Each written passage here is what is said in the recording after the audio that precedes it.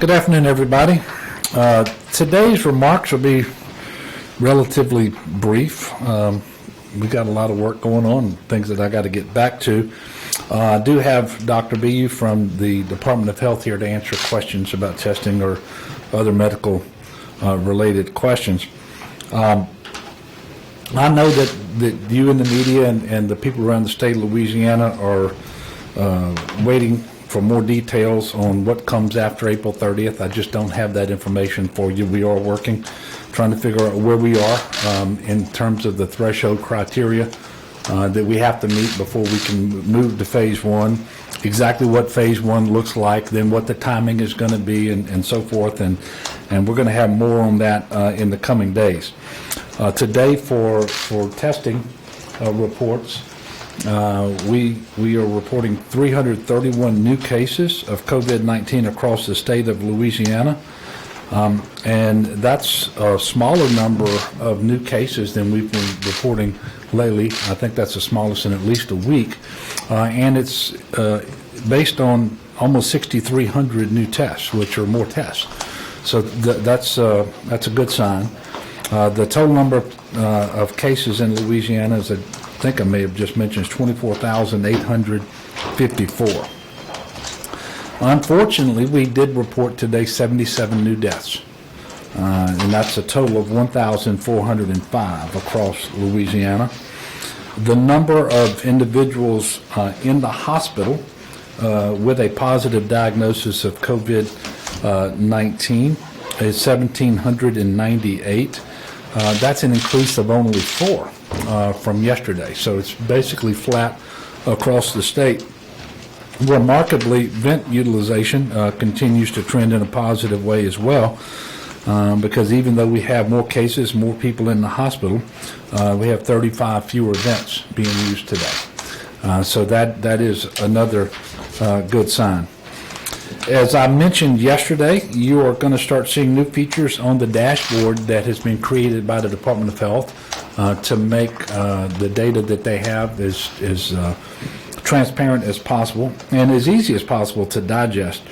And they're going to add new features later this week that will give an even more complete picture of COVID-19. And one of those additions will be a racial breakdown on deaths by region of the state, and there are 9 regions in the state that are used by LDH, and then of course the minimum number of deaths that have to occur in a parish or region to be reported in this fashion is 25, and that's based on CDC guidance on that. And so wherever you have 25 or more deaths in a parish, you will see the breakdown of that as it relates to race. And in fact, there are 11 parishes where that information has already been made available by the Department of Health on the website. So if you're interested, you can go take a look at those parishes. And I don't know, certainly the biggest parishes in the state are part of that 11, but we also have some smaller parishes, but with more deaths than you would expect to have from small parishes like St. John, St. Charles, and St. Landry. It is interesting to note that more than 21 million views have taken place at LDH's website. That is a tremendous number, and we're going to continue to make sure that we present the data in a way that's easier to digest for the people, easier to understand, adds more clarity to the situation, because quite frankly, that's going to help us as we move forward to make sure that we keep a lid on the cases as we go forward over the coming weeks and months, and we transition and open up more and more of our economy. We're going to be bringing people into contact with one another, and we're going to have to very closely monitor through testing where we have cases and so forth. And so this is going to really help us as well.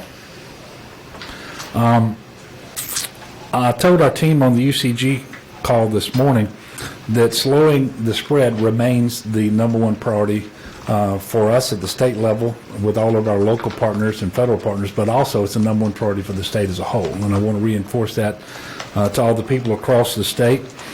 So all the things that we've been talking about for many weeks now, remain incredibly important, the number one priority for the state.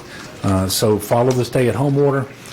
Please don't get out if you don't have to. And when you get out, make sure you don't take everyone in your family. Practice social distancing when you do have to come into contact with other people, because you go to the grocery store, the bank, the gas station, or the pharmacy, or whatever. Make sure you're wearing a mask. Wash your hands frequently. Use hand sanitizer. Stay home if you are sick. All of those things that we've been talking about, incredibly important. So that's the number one important thing for the state. Number two will be to increase our testing capacity, which we've performed a lot of tests, especially for a state our size.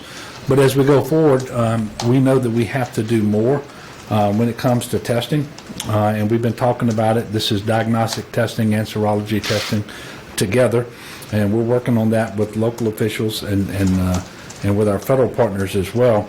And the third imperative is to make sure that we can engage in more contact tracing.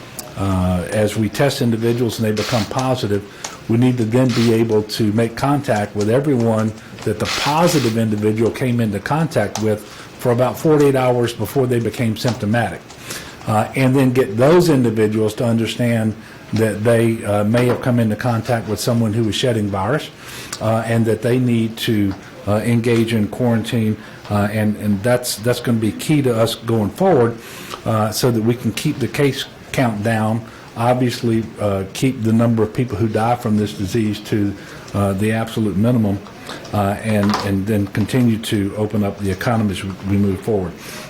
And it's not just our plan here in the state of Louisiana. This is what every state is doing, and by the way, it's a big part, very prominently featured in the plan that the president released last Thursday for reopening the economy across the country.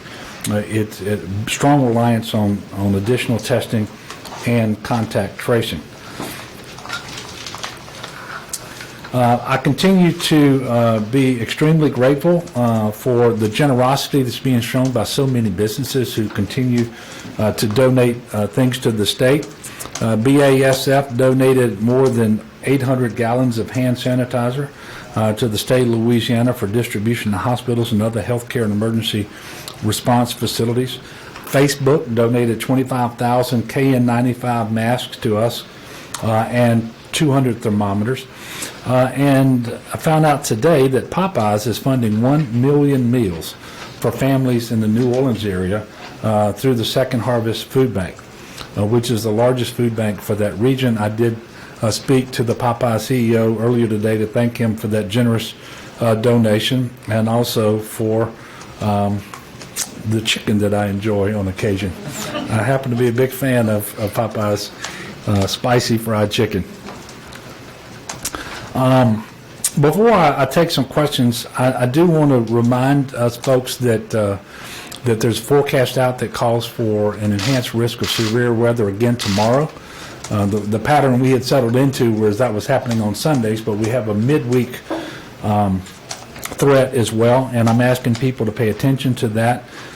We obviously don't know exactly where or when it might hit. The threat for North Louisiana is more significant than in South Louisiana, yet again. I'm asking people to pay attention to their news stations and radio stations, check your local weather, heed the advice of your local officials, and then make sure that you're monitoring your cell phone too, because quite often the last warning you might get before a tornado hits is going to be that cell phone warning. And if you get that, please heed that particular warning. Just before I came in, I saw the headlines that it appears that the U.S. Senate is on the verge of passing by unanimous consent later today additional relief for the country, and certainly Louisiana will be positioned to get its share of this as well.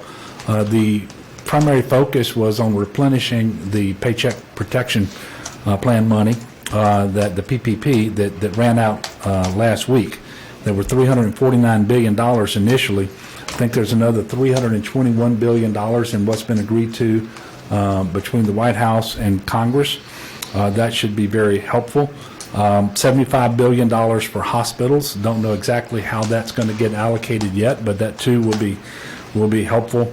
And then $25 billion for coronavirus testing. That will include $11 billion that comes to the states. Again, this is following up on that imperative that we have about testing going forward, and that will be very helpful. Tomorrow we will have the first meeting of the Resilient Louisiana Commission. That'll be tomorrow afternoon. It will be held remotely, and I will address the group to give it some marching orders, so to speak. And then we'll be back here with a press conference tomorrow afternoon at 2:30 in the afternoon. So we got a question from Abita Springs, and Ann wants to know, what are your secrets for de-stressing? I don't know that there are really any secrets. This is a stressful situation for many people, including myself, but quite frankly, I don't, I try not to think of it as stressful for me, because I think in comparison to what doctors and nurses and EMTs and paramedics and respiratory therapists and so forth are going through. But I do know that it's a stressful situation regardless of your age, because we have young kids who want to be in school and they're not in school, and they're not seeing their classmates. They're not going to the graduations that they would normally go to and all that sort of stuff. But no matter who you are out there, if you're feeling anxious or stressed, there is free counseling available. You can call 1-866-310-7977. 1-866-310-7977. It's open to anyone. It is free and it's confidential. Now, some of the things that I do to de-stress, I plant and planted a vegetable garden, and I get to tend that a little bit every day to make sure that it's watered and weeded and that sort of thing. I do continue to enjoy my chickens and making sure they're fed and well cared for. Now, what I haven't been doing as much as I should, and we'll get back to, because I think it would help me tremendously, would be to do more exercise. So I'm going to do that, and I encourage other people to do that as well. And get outside and enjoy some fresh air, especially when we do have good weather. We've been having a fair amount of that lately. Watch a good movie. I don't recommend horror movies, especially those that are themed around pandemics and so forth. And there are a lot of those on TV, by the way. I mean, there are a lot. I had no idea that there were so many movies that have a theme that is somewhat similar to what we're going through. So don't watch those. Becky from Shreveport asked a question that Dr. Bu is going to answer. And is there any knowledge or scientific research about the long-term effects upon genetics related to COVID-19? I'm going to ask him to come up and answer that question. Thank you, Governor.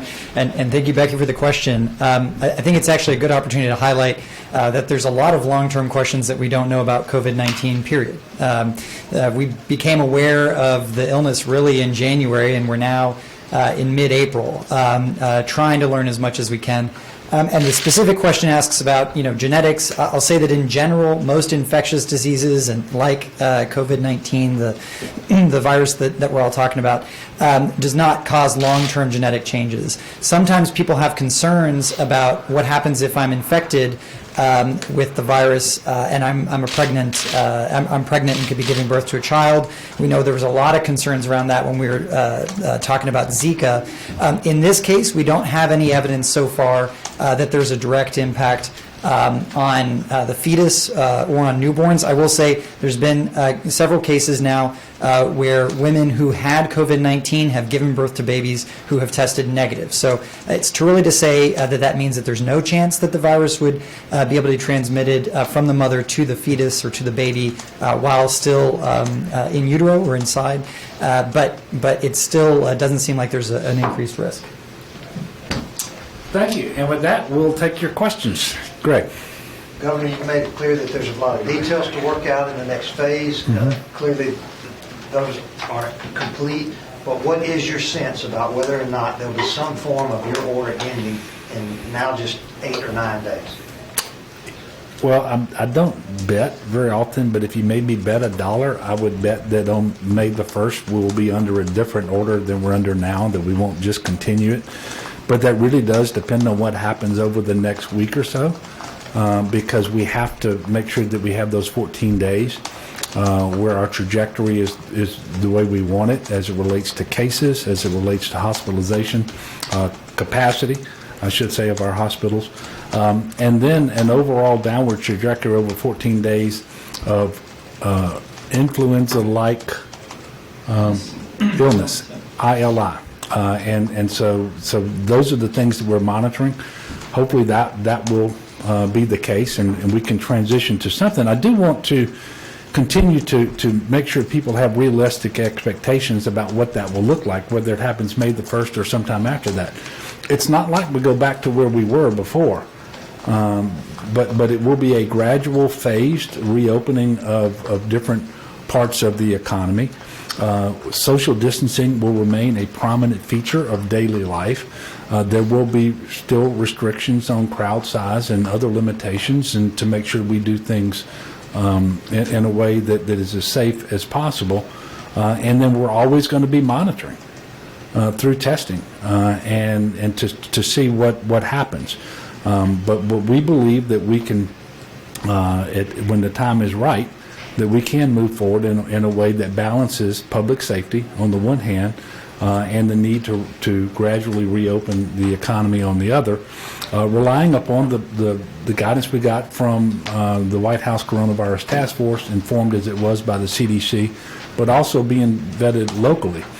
In fact, you're already starting to see us do that. Yesterday, we issued an order from the Department of Health geared directly towards the resumption of non-emergency medical procedures and surgical procedures at clinics and hospitals around the state. And so we're moving forward. I can't be more specific than that right now. I can only tell you that is what we're working on just about around the clock. Yes, sir. Governor, it seems health experts would agree that there's going to be some level of a resurgence of the virus once we start to reopen. And given the high prevalence of people with underlying conditions in Louisiana that's made our death rate so bad, what are you guys doing to prepare to make sure that second wave doesn't also come with a second wave of deaths? Yeah, well, I mean, that's the $64 question, right? When we do this phased reopening, it will always be very clear that we're encouraging people who know that they are more vulnerable than others, either because of age or because of these chronic health conditions, and you know what they are. They are hypertension, kidney disease, heart disease, obesity, respiratory illnesses, and so forth, that they always exercise more caution. And so when you have limitations on crowd size, for example, that limitation is for someone who is relatively young and healthy, and it really doesn't apply to those people in those most vulnerable categories. They're going to have to be more cautious. And so we're going to continue to focus on that. With the work we're doing with the task force we created to analyze the health disparities that we've seen across Louisiana, we're going to be communicating in the short term the need for those individuals to be more cautious, but also to get in the best possible health. It is never too late to start eating better. It is never too late to reduce your sugar intake and your salt intake, to start exercising, make sure you're taking your medicines. And one of the reasons that we are opening up more outpatient services, for example, in our clinics and hospitals, is so these people can start seeing their doctor again and get healthier. So that's always going to be a prominent feature, at least until such time as there is an effective therapeutic treatment, which as of right now, unless something happened today, there is not. And obviously we know there's no vaccine yet. Yes, ma'am. Governor, the Secretary of State has devised an emergency elections plan that's a little bit different than the first draft. Have you been in contact with him about his latest draft, and do you have thoughts on whether it does enough on the mail-in ballot? Yeah, well, first of all, he and I had an opportunity at 1 o'clock this afternoon to have a phone call, and I was able to review the draft plan that he's submitting to the legislature before that call. And I think that draft plan was calibrated to make sure that it would enjoy the support of the majority of folks on the House and Senate Governmental Affairs Committees, and do the most that it could to protect public health while affording people a viable option to actually vote in the primary in July and the general election in August. I think his plan does that. There will be enhanced opportunities to request ballots by mail, not quite as open as it was in the first plan, but I think it's a reasonable plan under the circumstances, and I would hope that it meets with the approval of the legislative committees tomorrow and the legislature as a whole once it's voted upon by them by mail, of course. Yes, sir. So there's a group of people who are planning to have another protest at the Capitol this weekend, calling it "End the Shutdown," trying to urge the state and the economy to be open again. What do you say to them? Because they're saying this is taking their rights away from them. They want to get back to work. Nobody wants them back to work more than I do. But also nobody wants them and others to be safe. And that we get on top of this virus in terms of the spread and the deaths that it's causing. Those things are imperative. And so the things I would say to them are no different than what I've been saying to every person in Louisiana for weeks now. We have to be very careful about balancing public health on the one hand, the economy on the other. We're doing things as best we can with the information that we have, relying on our federal partners, working with the president and the vice president, with their plan, by the way, their guidance as to under what circumstances we should start reopening the economy, and then the phases by which we will do that. I haven't had an opportunity to visit with or observe any of the protests, but I understand they're rather political in nature.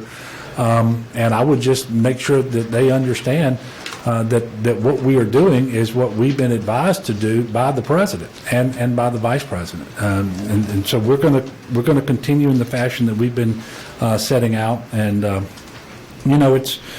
there's 4.7 or so million people in Louisiana. Obviously, you're always going to have some people who feel differently about any given issue, and they always have the opportunity to express themselves. I mean, that's one of the great things about living in the United States of America. So they can make their views known. I'll continue to make mine known, and we're going to move forward as best we can, but we're going to do it in the manner that I have set forth here. And I really don't need anybody protesting me to tell me that we ought to open up the economy as soon as we can. I get it. Nobody wants to do that more than I do. But as a governor, I'm going to protect public health and safety. You hear elected officials all the time talking about priority number one is public health, public safety. Well, this is one of those times where it obviously has to be priority number one, but we're going to start moving as we're able to towards reopening the economy.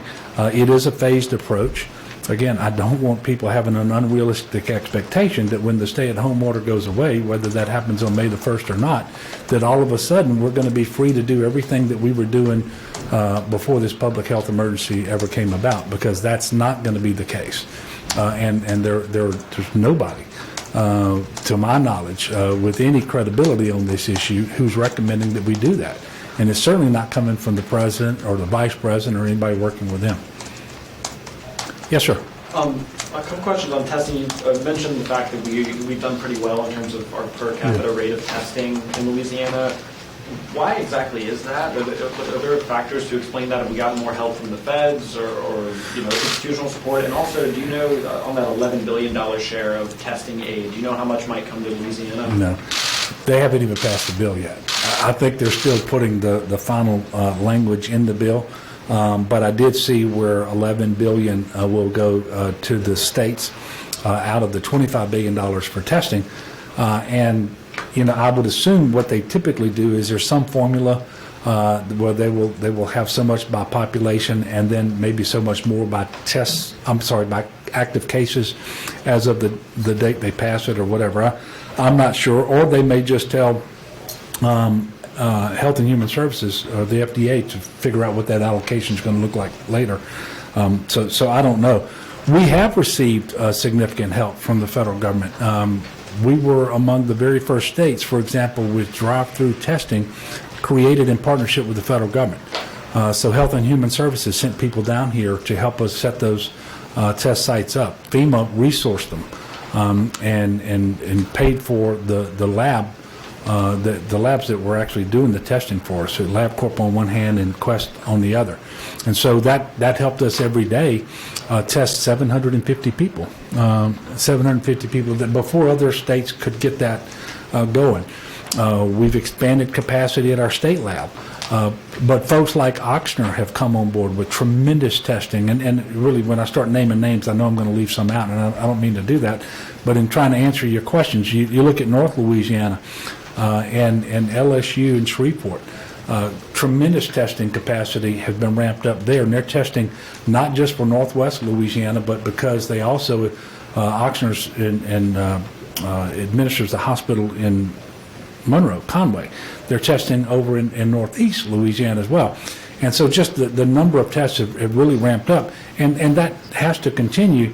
And what we're trying to do now is make sure that we're increasing our in-state capacity as much as possible, identifying every lab that has capacity to do this COVID-19 diagnostic testing, make sure that they can turn around a specimen pretty quickly, get it tested and get the result back to us, because that's going to be really important for us going forward.